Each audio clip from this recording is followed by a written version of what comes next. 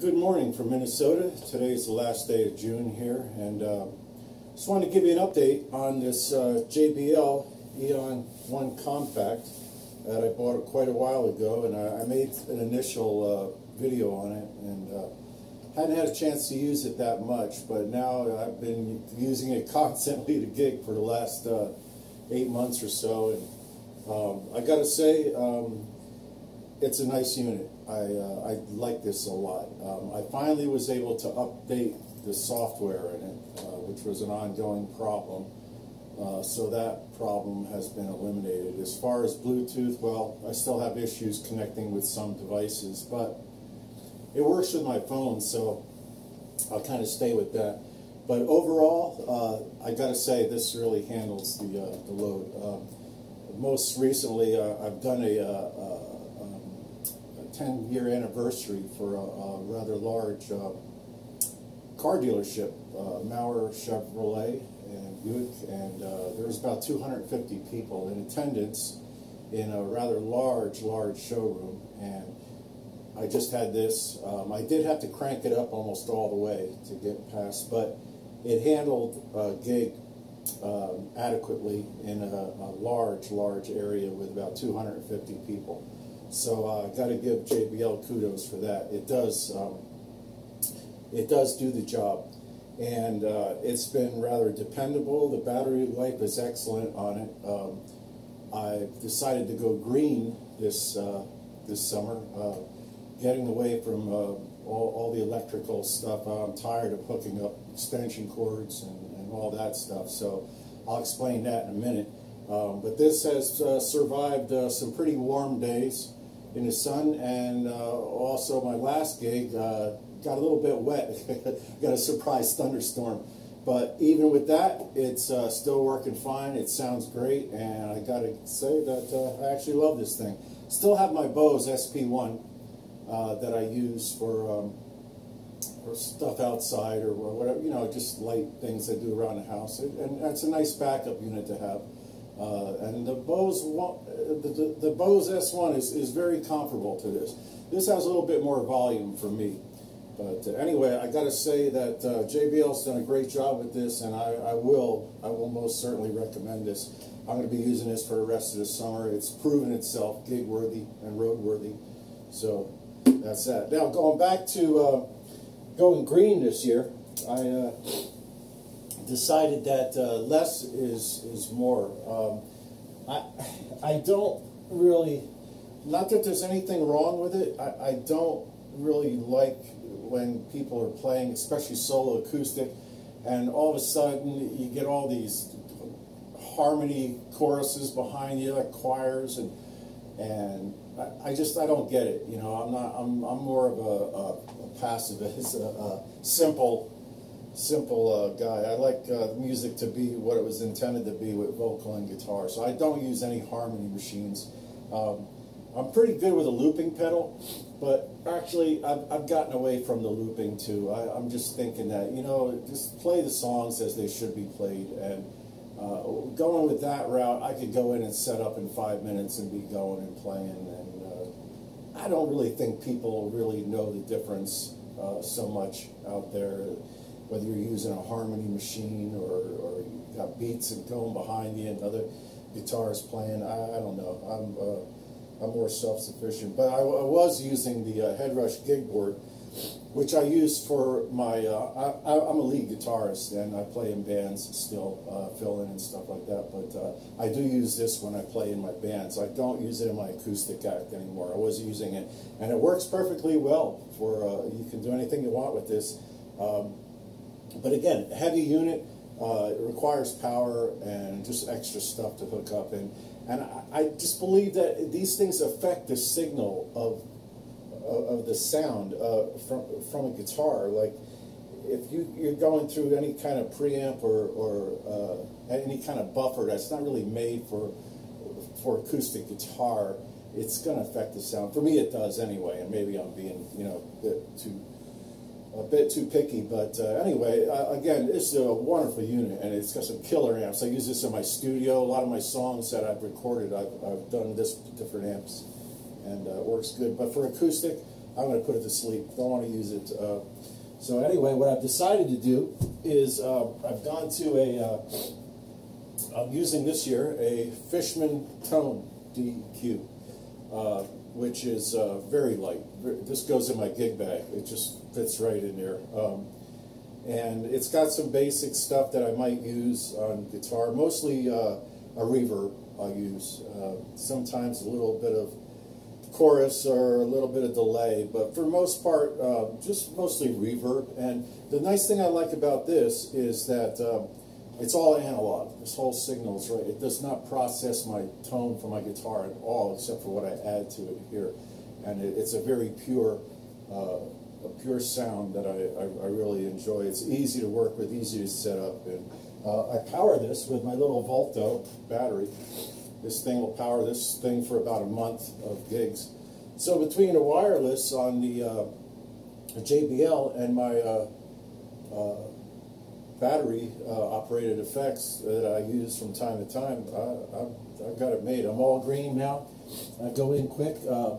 As far as microphones, I'm going to have to say that I had an SM58, a Shure SM58 microphone, and that microphone was, I don't know, about a year old or so. Always maintained it perfectly. Didn't have a scratch on it. Never dropped. It was absolutely almost brand new. All of a sudden, it just decided to stop working, just like that. Nothing out of it.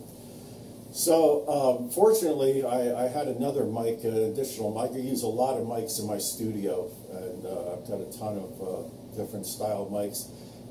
I use a KSM47 in my vocal booth, but I decided to buy another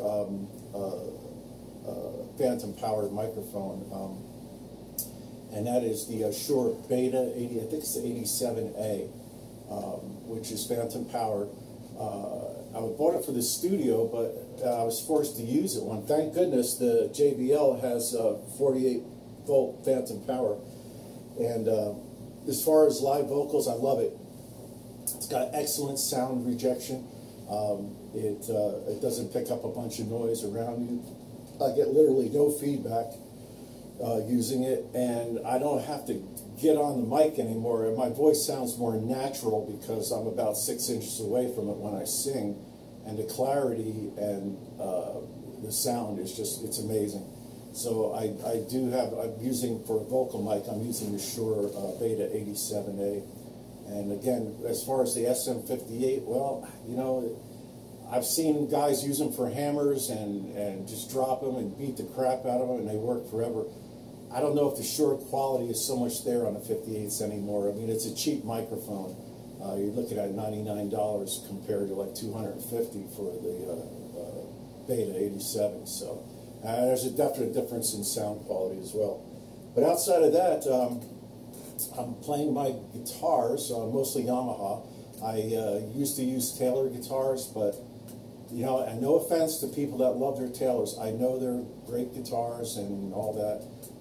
And people love them, and it's one of those things. I think they're way overpriced for what you get, and I hated mine.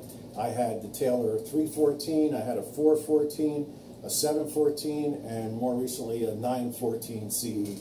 I got rid of them all. The $5,000 914 CE was replaced with the Yamaha AC5R, beautiful hand-built guitar in a Japanese custom shop.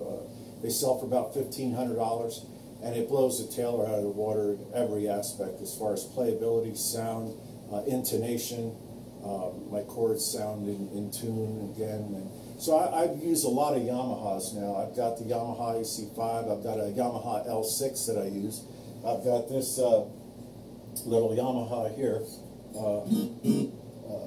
It's a parlor size, but all solid wood. A beautiful guitar. It's got a piezo pickup in it, and that's a Yamaha as well.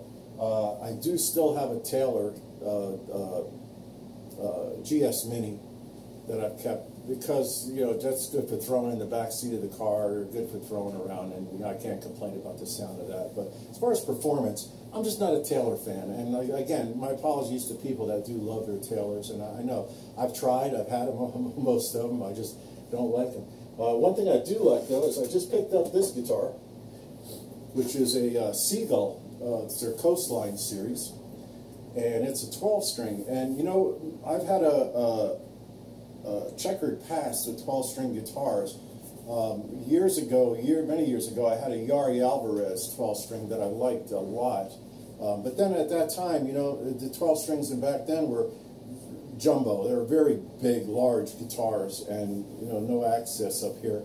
And it was very easy to play. I enjoyed that guitar, and I kicked myself for selling it to one point. But so years and years, I've always looked and played at 12 strings, but most of the 12 strings, the action is so high on them, and it's actually a fight to play.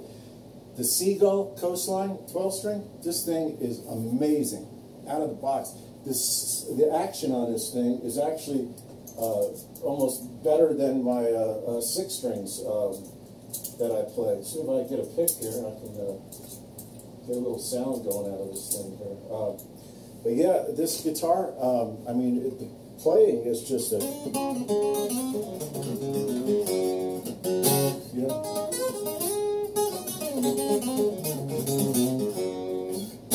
excellent, easy playability, and I love the sound. It opens up it plays in tune. I love the sound, so it's going to open up some new tunes for me this year. Instead of going with the big effects, I'm going with just nice. Perfect tuning.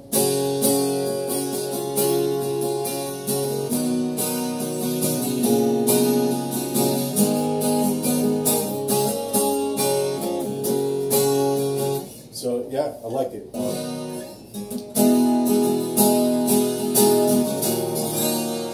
But if you're in the market for a 12-string up, it's actually a concert size, which is really nice.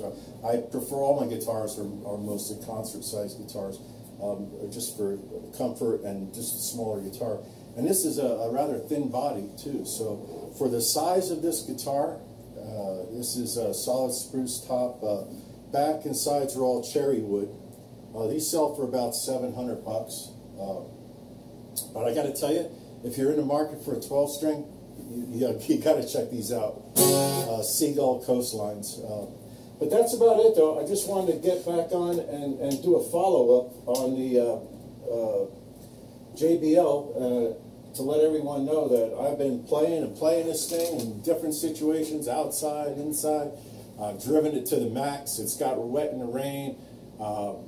It just keeps on going. It's a great unit. So the only thing, the one thing I just still don't get with this is that the effects section, once again.